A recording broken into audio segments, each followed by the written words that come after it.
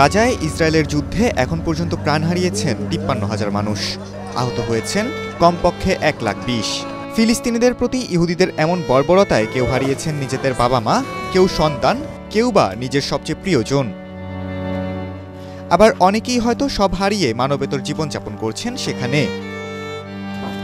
ফিলিস্তিনি এ সকল বাসিন্দাদের আত্মচিৎকার এবার পৌঁছেছে সৃষ্টিকর্তার কাছে, যার ফলেই হয়তো অভিশাপের আগুনে ছারখার হয়ে যাচ্ছে ইসরায়েল।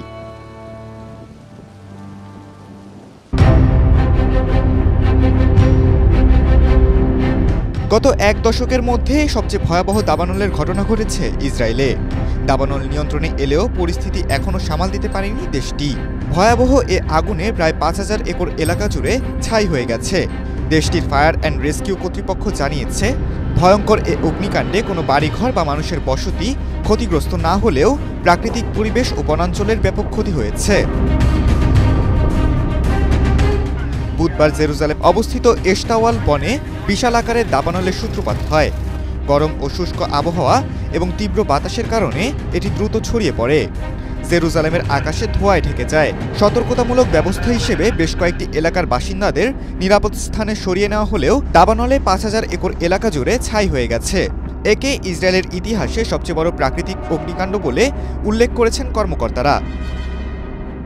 সব মশার বিরুদ্ধে সুরক্ষা দিতে এলো বসুন্ধরা এক্সট্রিম অ্যারোসল, মশার বিরুদ্ধে এক্সট্রিম সুরক্ষা। ইসরায়েলের বন ব্যবস্থাপনা সংস্থা জানিয়েছে, দাবানলে দ্রুত বিস্তার হওয়া সম্ভব হয়েছে কারণ এ শীত মৌসুমে বৃষ্টিপাত খুব কম হয়েছে এবং আবহাওয়া অত্যন্ত গরম ও শুষ্ক ছিল। তাছাড়া শক্তিশালী বাতাসের কারণে আগুনের দিক পরিবর্তন হতে থাকে, যা পরিস্থিতিকে আরও জটিল করে তোলে। দাবানলের কারণে বহু বনভূমি, বন্যপ্রাণীর আবাসস্থল এবং কিছু কৃষিজমিও পুড়ে গেছে বলে ধারণা করা হচ্ছে। পরিস্থিতি নিয়ন্ত্রণে আনতে ফায়ার সার্ভিসের শতাধিক ইউনিট এবং একাধিক বিমান ব্যবহার করা হয়। ইসরায়েলি গণমাধ্যমের তথ্য অনুযায়ী ১২০টি অগ্নি নির্বাপক ও উদ্ধারকারী দল দাবানল নিয়ন্ত্রণে কাজ করছে। সেনাবাহিনী জানিয়েছে, তাদের অনুসন্ধান ও উদ্ধার ইউনিটও অভিযানে সহায়তা করছে। বিশেষজ্ঞদের মতে, জলবায়ু পরিবর্তনের প্রভাবে এমন দাবানলের ঘটনা আগের চেয়ে অনেক ঘন ঘন ঘটছে।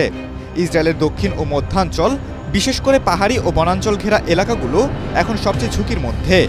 গ্রীষ্মের খরার সময় এই অঞ্চলগুলোয় দাবানলের আশঙ্কা বেড়ে যায়। এর আগে ২০১০ সালে ইসরায়েলের উত্তরে মাউন্ট কারামেলে একটি ভয়াবহ দাবানল ৪ দিন ধরে চলে, যাতে ৪৪ জনের প্রাণহানি এবং ১২,০০০ একর বনাঞ্চল পুড়ে যায়।